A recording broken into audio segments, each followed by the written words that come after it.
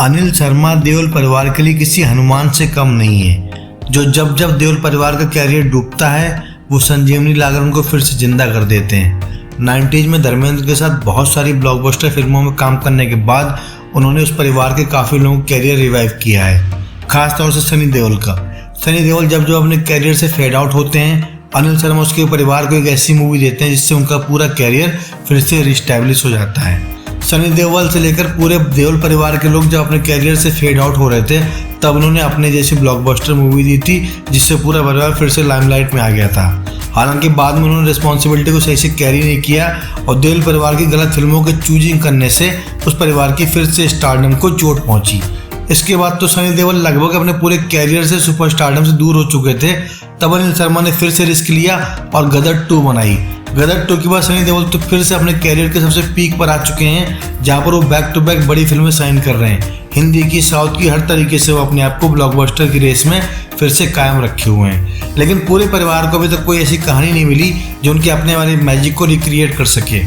हालांकि उस परिवार ने यमला पगला दीवाना फ्रेंचाइजी स्टैब्लिश की, बट बाद में उससे तीनों का नाम खराब हुआ बिकॉज पिक्चर की कंटेंट क्वालिटी बहुत डाउन थी और धर्मेंद्र ने एक्सेप्ट किया कि उन्होंने गलती कर दी।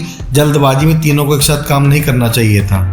बहरहाल धर्मेंद्र चाहते हैं कि अपनी उम्र के इस पड़ाव पर वो लगातार फिल्मों में काम करें, बिकॉज उनका कहना है कि मैं एक्टर के तौर पर पैदा हुआ था और एक्टर बनकर ही मरना चाहता हूँ।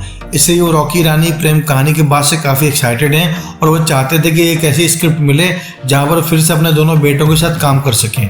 लेकिन वो कहानी अपने 2 के बाद बनते बनते रुक गई।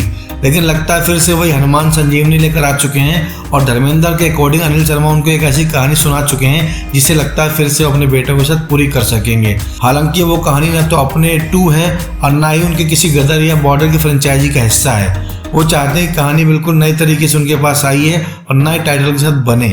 और धर्मेंद्र को कहानी इतनी पसंद आई कि वो अपने दोनों बेटों को कन्विंस करने में लग गए हैं। प्रॉब्लम यह है कि इस वक्त सनी और बॉबी दोनों अपनी बड़ी बड़ी फिल्मों में बिजी हैं और दोनों की डेट्स पहले से 1-2 साल की लॉक हो चुकी हैं। बट अनिल शर्मा देओल परिवार के चहेते हैं और चहेते रहेंगे, इसलिए धर्मेंद्र ने बीच का रास्ता निकाला और अपने दोनों बेटों को उसकी कहानी सुनने के लिए, नरेशन के लिए मजबूर किया। और धर्मेंद्र इस बात को खुद कंफर्म करते हैं कि साल 2026 में उनकी मूवी शूटिंग फ्लोर पर चली जाएगी और अपने 2 तो नहीं लेकिन ऐसी मूवी बनेगी जहाँ पर उनके अपनों का दम दिखाई देगा और पूरा बॉलीवुड मानेगा कि देओल परिवार में अभी बहुत दम बाकी है।